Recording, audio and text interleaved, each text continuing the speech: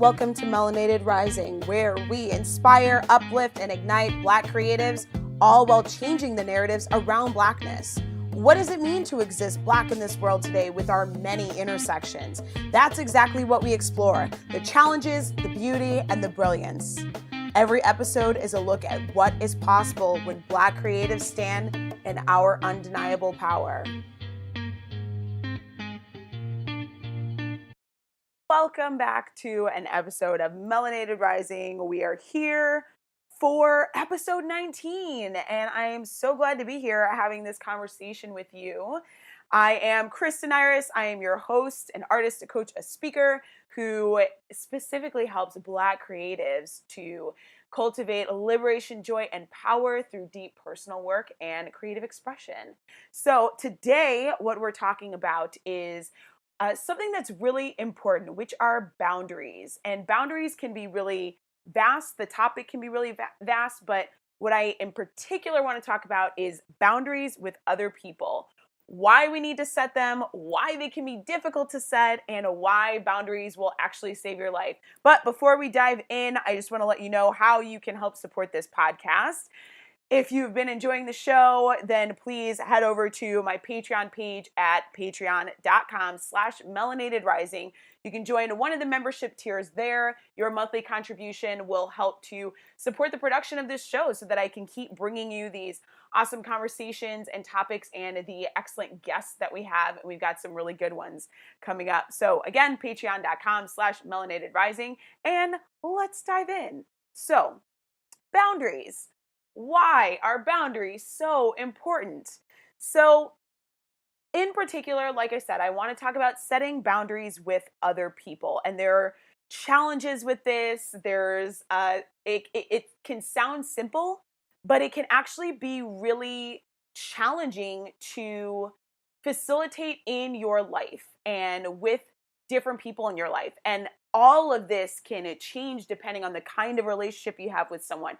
You know, the way you set boundaries with a parent can be a lot more difficult than, say, the way you set boundaries with a client.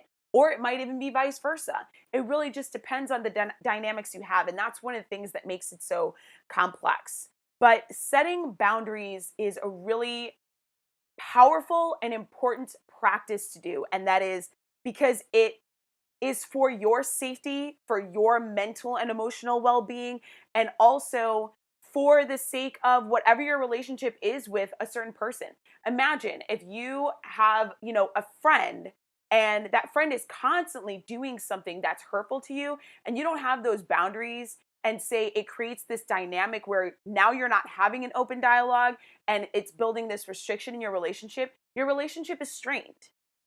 And that's because a boundary is either not being set or a boundary is not being respected. And then it's creating other things that are happening in your relationship. Now, boundaries that you set in your relationship, this is really important, and I'm going to talk about this a little more later, when boundaries, or if you're not so good at setting boundaries, it can actually transfer into issues that show up in other areas of your life.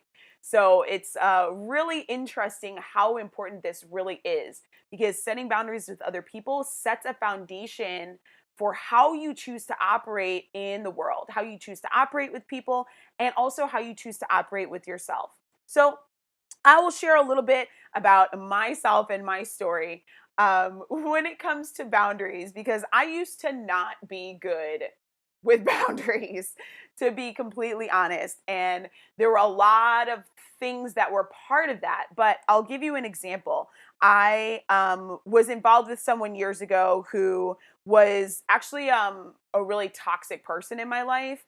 And so we were romantically and sexually involved, and this person was pretty toxic, and there were things that really bothered me about the way they were treating me, things that were emotionally abusive. And I would set a boundary. I would say, this isn't okay. I would say, this is really hurtful. I need you to not do this again, or do this instead. And those boundaries were never respected, or almost never respected, and like straight up would just be ignored. Okay. And so for me, I could have walked away, and I didn't. It's like they would apologize. I would let them back in.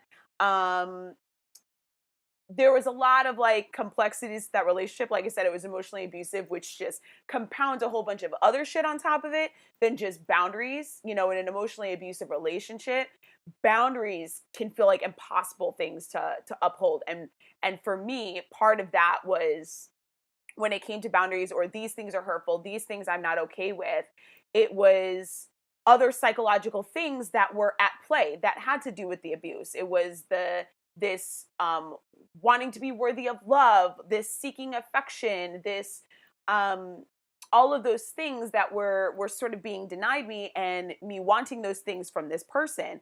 Those things played into why I let boundaries get pushed, why I let boundaries get crossed, or why I had trouble enforcing them. And it played into also like this feeling of I can't enforce it because then I'm going to see whatever negative consequence, which was typically other, emotional abuse. So that's a complicated situation, but it's a really good example that I can give you of where I was letting boundaries get crossed, where I was setting boundaries. I was saying this isn't okay. I was saying I don't like this. I was saying this is hurtful. I would say, hey, we talked about this. I would even address it. Hey, we talked about this. I told you this isn't okay and you're doing it again. And eventually it would get to a point where I'd be like, okay, this isn't going to work. We need to stop. Like, this is over. And then a little bit later, they would, like I said, they would come back and apologize. And, we'd talk about it and they'd say they'd do better. And then it'd be like, okay, I'm a compassionate person. I'm an empathetic person. This person is like saying they're going to do better. I want to give them that opportunity. And then it would happen again. The same behaviors would happen again. Eventually I broke that cycle. I got out of that relationship, engagement, whatever you want to call it, like interaction, I should say, that relationship and that dynamic. And now that person is completely out of my life because even as a friend, they just did not know how they were doing the same things.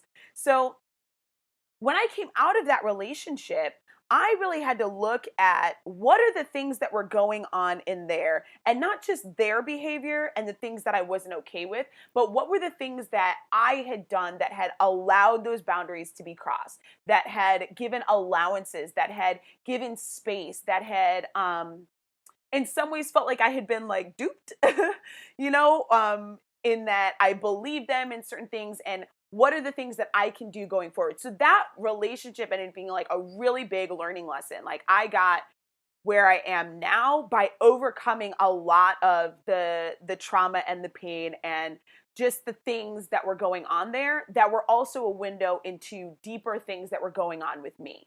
So coming out of that relationship, looking at, okay, these are the things that I'm not okay with. These are hard boundaries that I have. All right. So now I know when I get involved with someone else in the future, these are my non negotiables. These are my hard boundaries. And I've also looked at these are the ways I enforce them. Like if something happens, like if I mention this boundary, something happens, it's like you get one. You get one chance and it's like, hey, we talked about this. This cannot happen again. If it does, this is not going to work for me. Okay, like and for me, because I know that certain behaviors, and I have a particular one in mind, but like certain behaviors, if you're doing that in a relationship, you're going to do that in a friendship as well because it just shows a lack of respect for the person. So I know like it's not just, oh, we're not going to be in a relationship. It's I probably shouldn't interact with you at all and you're going to be out of my life.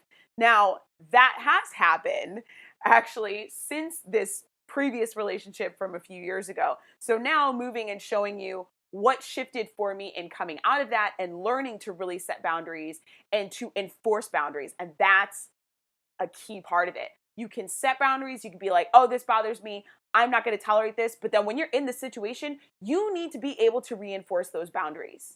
You need to be able to tell that person, this is not okay, or to enforce the consequences of them violating a boundary, like maybe cutting them out of your life or like setting up certain boundaries around things that you discuss or the ways that you interact. You need to be able to enforce those. And that's something that I actually just did last week. So I had a person in my life, a relationship that was really important to me, and there was something that they had done a couple of months ago, and they'd actually done it twice, and I was like, look, this has now happened twice. This is a serious problem for me. I am not okay with this, and this cannot happen again. Like, I set with them a hard boundary. If you do this again, that's it. We're done. Like you cannot be in my life because I cannot tolerate being treated in this way. And that is a hard boundary that I have. And, they were like, I understand, completely get it. It won't happen again. Well, took a little bit, but this behavior happened again. They did it again. It was about a week and a half ago. And I was like, okay, so for myself, I knew like, all right, that's it. This person, this relationship it needs to come to an end. This person cannot be in my life anymore. And, ended up having that conversation with them, which had other things in it that were outside of that. But, I had set that for myself and I was like, this is a really important person in my life. This is a person that I really care about. This is an important relationship, but I also am important in my life. I am the most important in my life. I mean, I don't have kids or anything, so I can say that, but like, I am the most important in my life. And if I am not being treated in a way that feels safe, or if I am being treated in a way that feels abusive or traumatic, and that, then if that behavior continues, then you cannot be in my life.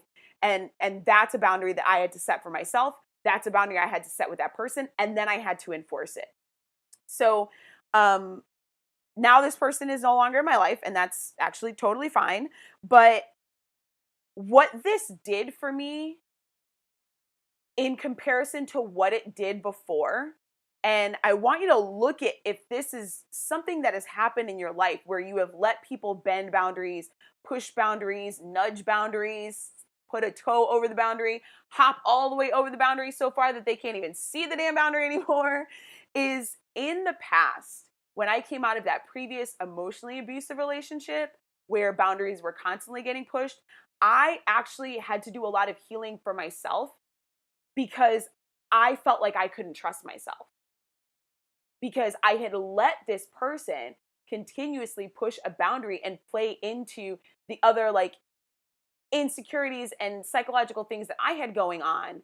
And because I had let them push those boundaries and I had not stood by my own line of like, no, this isn't tolerated. No, you can't be in my life. And I kept letting that back in. Eventually, I had to come to a place where I was like, I don't actually trust myself. I don't trust myself. And I'm mad at myself. I'm mad at myself for letting these boundaries continuously be pushed. I'm mad at myself for not honoring my own needs, my own care, my own mental and emotional well being. And so, coming out of that, when I now enter into new, whether it's a relationship, it can also be a friendship, but like I gave you two relationship examples, is that I know now that I can trust myself. I know now that I will honor my own care above everything else, that I will take care of my mental and emotional well-being because I just did it. And this example from a week and a half ago is not the first time. It's been there's been other situations where I was like, hey, this is a hard boundary I have. Don't even think about crossing it. But because I held to that, because I was willing to put my own care over everything else, I know that I can trust myself. I know that I've got my own back. And that is such an important thing because if you take this lesson, the ways that boundaries teach you to have your own back, to honor your own needs, to honor your own care, to honor your own safety, that carries out in other areas of your life, not just romantic relationships, relationships with your parents, with your friends, with your clients, with fellow artists or whoever, not just in those relationships, but in other areas of your life where you will prioritize yourself. You will prioritize your care in new ways because you are already doing it. Setting boundaries with people is a really hard place to it can be a really challenging thing to do, and it can be a really hard place to really take a powerful stand in your own mental health, emotional health, safety, could be physical safety even. That can be a difficult place to take a hard stand. But when you take a stand there, guess what? It becomes much easier to take a stand for yourself in other ways and in other areas, to advocate for yourself, and then even advocating for other people.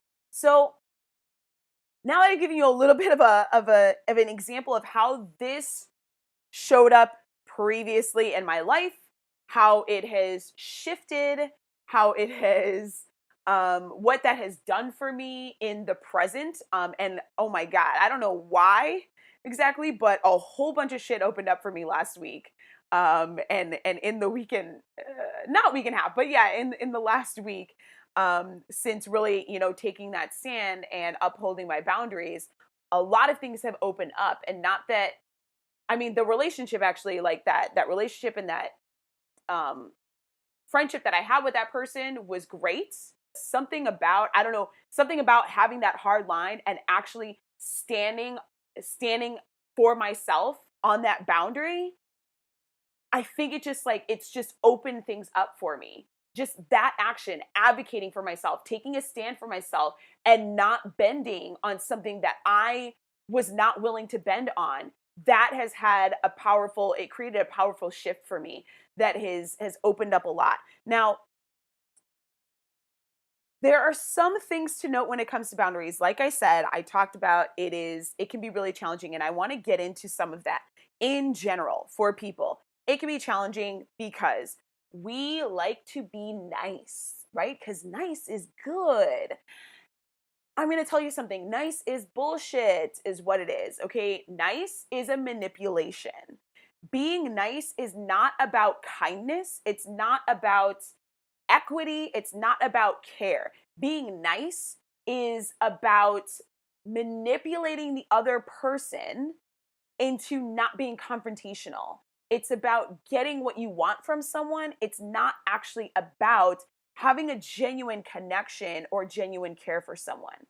Being kind is one thing. Being good is, I don't really like to use the word good. I don't know. It just seems so subjective and really just matters in the situation. But being nice is about performance. It's about looking a certain way so you can get a certain thing from someone, or so that, and that could be anything. It could be you want to get a favor. It could be you want to get praise. It could be you want them to bring their guard down. It could be that you don't want them to be mad at you. Okay, so nice is false. It's a manipulation. So can that idea right now. But nice is something that gets pushed on us. Oh, you should be nice. Oh, be nice to that person. Be kind. Be maybe generous. Be caring. But nice is fake.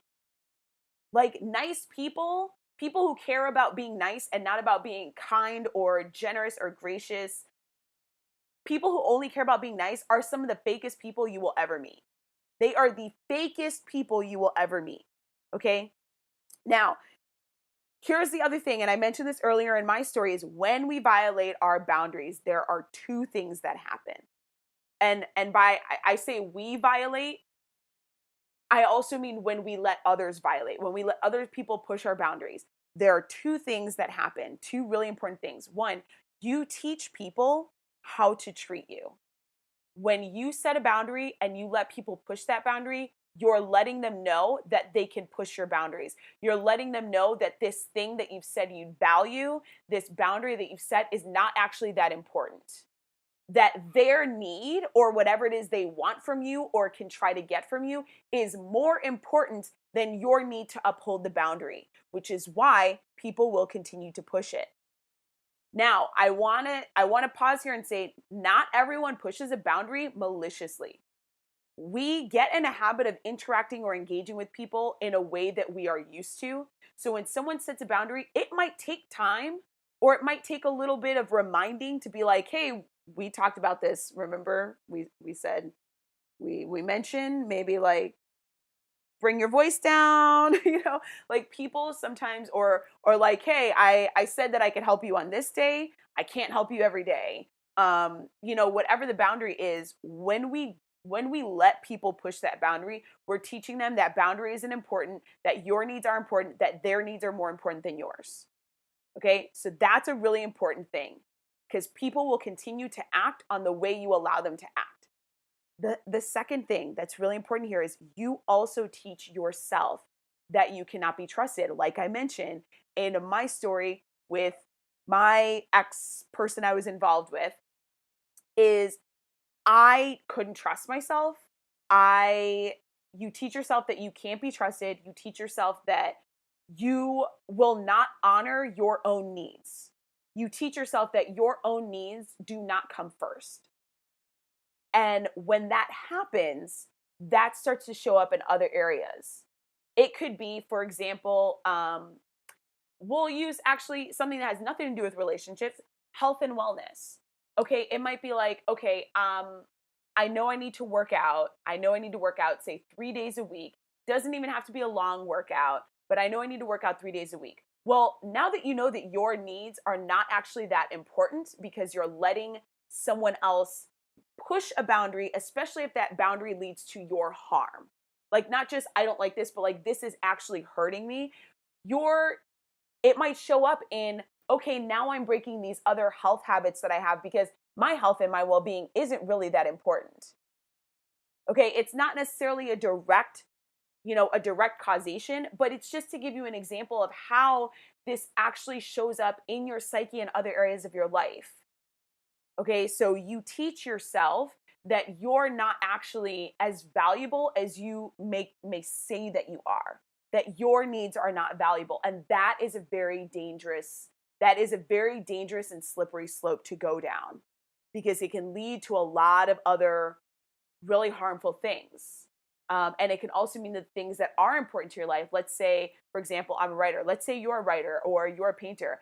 That is really, really important to you. That's something you want to keep pursuing. Well, if the things that you value, the things that are important to you are not actually that important, they're not actually that valuable, then you might start sacrificing those things for other things. You might be like, okay, you might get looser with your habits. You might not pursue the things that you're really passionate about because you've just taught yourself over and over, especially if it's a behavior that continues over time. You've taught yourself that the things that are valuable to you are not actually that valuable. All right, so boundaries are really, really important. Again, they're not just the boundaries that you set with other people are not just for your relationship with other people. They show up in other areas of your life. So these are just a couple of examples of how you start devaluing yourself in other areas when you start devaluing your own boundaries. Now, because this show, of course, is for the melanated and for people of the Black diaspora, I gotta talk about how there are certain nuances, in particular with being Black and setting boundaries or enforcing boundaries, right? So, the first thing is, as Black people, literally just existing in the world, we are constantly having our boundaries pushed throughout society, okay? We live in a white supremacist society, okay? That means that white people, and not just white people, but using, because this is a white supremacist society, white people are indoctrinated into the belief that they are entitled to everything. Okay, that means our bodies, our language. That's why AAVE is constantly being taken and used, and people are using our languaging, our culture, our hair. Oh my God, I can't tell you how many people have come up and touched my hair, and it's like, bitch, I don't know you. Why do you have your fingers in my hair right now? Get off of me. I'm not, this isn't a petting zoo. God, that aggravates me. But like white people are indoctrinated into this belief that they're entitled to everything. That's why they insert themselves into conversations that they really have no business talking about. Have they bring their opinions into things that are not affecting them, things that they don't understand because they're not part of our community. This happens all the time. And even like coming into spaces that are built for Black people or getting mad when it's a space that is really for Black people and then they're not allowed in that space or they're not welcome in that space. Well, not everything is for you. Okay, so as Black people, we are constantly having our boundaries pushed. We are constantly having people insert themselves in our world, even just to tell us what we should and shouldn't be doing. Okay, and like I said, it's not just white people, but white people in particular are indoctrinated into this not only belief that is often subconscious, but behavior patterns. And that shows up, and we live that all the time. And even us, this is where it gets tricky. A lot of times we are not even realizing the ways that other people are doing that.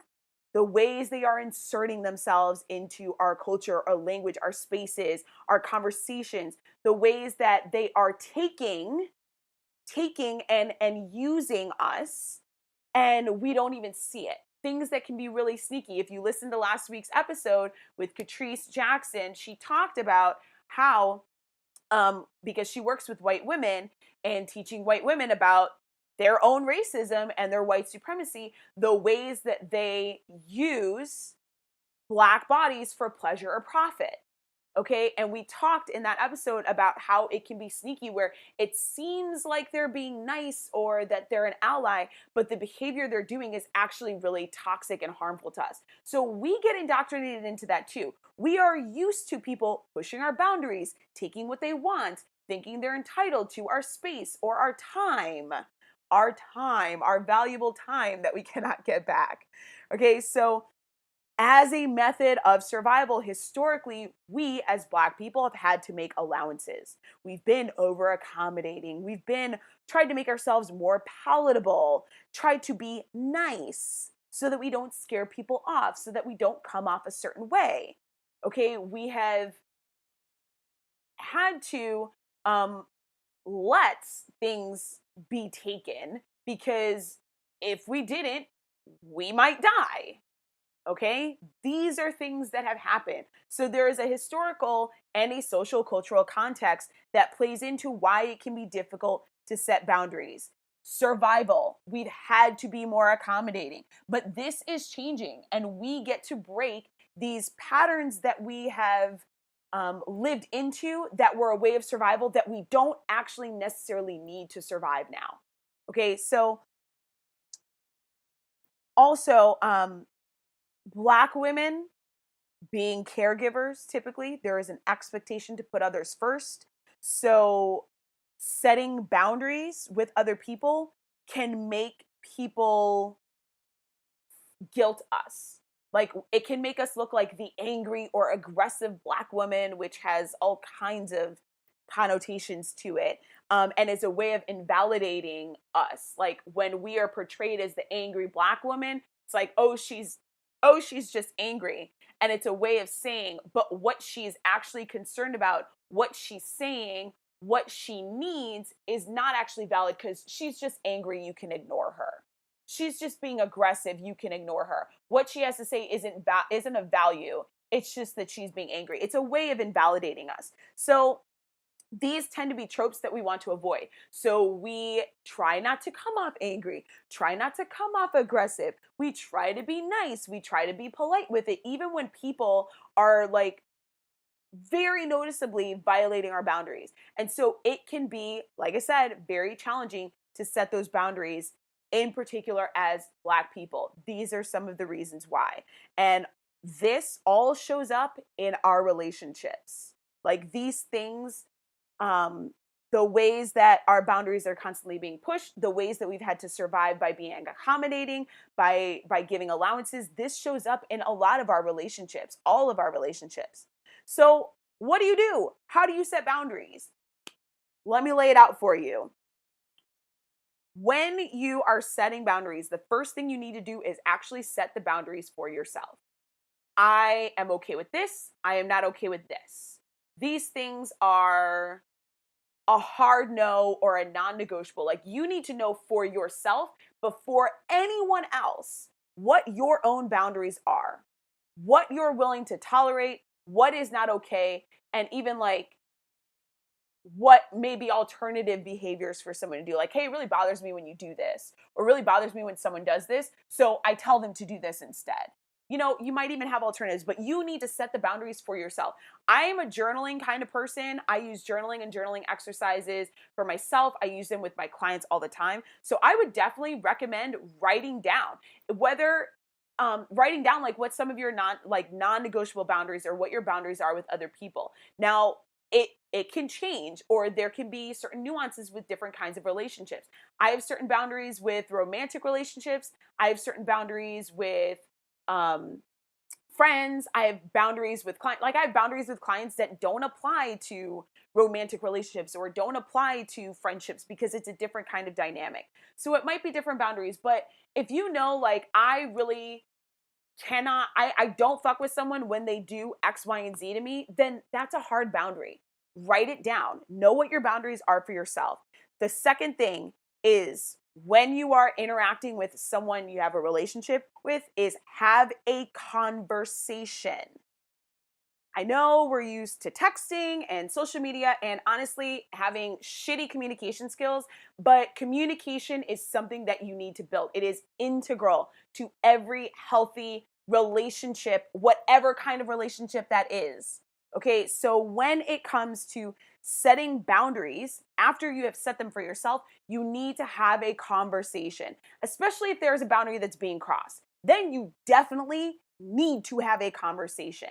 Okay, so you have a clear conversation with that person. You set the boundary for them. You let them know that basically, like, what happens if it gets crossed. Whatever your boundary is, whatever your barrier is that you are creating there for your own protection. And you make sure that they are clear on what all of this means. So that means that, for example, I did that in both of the situations that I gave you examples of, where the boundary was clearly being crossed, but I didn't enforce it. That's a problem. And then with this person that is no longer in my life, is I said, hey, this really bothers me. I cannot tolerate this again. If it happens again, that's it. Like we're not gonna be interacting with each other. And they said, yes, I understand. So we had an agreement, okay? An agreement was made on how we were going to interact going forward. So that means that when the boundary gets crossed, you have a clear reference to say, hey, we talked about this. This is a clear boundary of mine. You have violated it, right? And that's going to bring me to the third point and the third part of this, which is you need to have a plan for how you will enforce your boundaries when they get pushed, because they will get pushed. Now, I'm not saying that a hard boundary like the one that I had set is necessarily always going to get pushed, but it might be like maybe you have a boundary where you don't get on the phone with anyone, or you don't do work. I shouldn't say don't do work, but you don't get on the phone with anyone before 11 o'clock because your morning time is your time. And let's say you have a friend or your mom or somebody knows this and they keep calling you at 9 o'clock for whatever crisis they might be having. It's like, look, I told you, this is my me time. Okay, this is my me time. You're violating my me time. Then you need to have a plan for how to enforce that. What are the things you're going to say? How are you going to address them? Are there new boundaries that you're going to put up? How do you approach that conversation? When you know that ahead of time, it makes it much easier to approach that person and say, hey, we talked about this. This is my me time. I need you to respect that. Whatever else it is that you need to say in that conversation to them so that they can actually honor and respect your boundaries. All right. Now, here's the thing. Boundaries will get clearer over time. So the things that push boundaries are not always super clear. It's not always the case that here's this hard boundary, here's this clear way that you violated it. That's not always the case. Okay, sometimes it's little subtle ways and that people will start to push them, and it can get really sneaky and you may not even notice it, right? So give another example, throwing it back to, like I said, the first relationship that I talked about. That person now, like, I caught that person out of my life and I was like, we are not friends, we're not texting, we're not having small chat, blah, blah, blah. But we still know a lot of the same people. So like a year and a half ago, we were I think it was like a party or something. We were at a party and um we it was like, we said hi and there was a little bit of small talk, but then that started to get pushed, right? And so it started to get pushed in other talk or whatever, and I was like, no, this is not going to work for me. So it was sneaky though, because it's like, oh, okay, we can sit here and have this conversation at the bar or whatever. We're around all of like a bunch of friends and we're both part of this other bigger conversation. So, that's not a big deal. And when that seems like, okay, that was fine, then it becomes like, now they're pushing it and they're trying to talk to me alone and blah, blah, blah. And it's like, this is not what I want. This is not okay because I know how you are. Now, that's where it gets sneaky. Now, with that person, I know that I cannot even say hello to them because I know that they are a habitual boundary pusher. If I even say hello, if I even give them that one inch, then they will take it and run with it. I mean, I don't want to say hello. I don't even want to talk to that person. That's why they're out of my life. But this is an example of where I had set a boundary, I had set a clear boundary, and even with that, there was a little bit of nudging. And I was like, okay, I need to set a clearer boundary. Now I cannot even say hello to you. I cannot greet you. We cannot have small talk. Do not address me, and now we do not interact at all. And that's fine by me, seems to be fine for everyone. But that was a boundary that I had to take. It wasn't because I'm mad. It wasn't because I'm vindictive or whatever, or because I'm an angry Black woman. It's because I know what I need to do for my own mental and emotional well being. And I know how this person's pattern of behavior is. So boundaries will get clearer over time.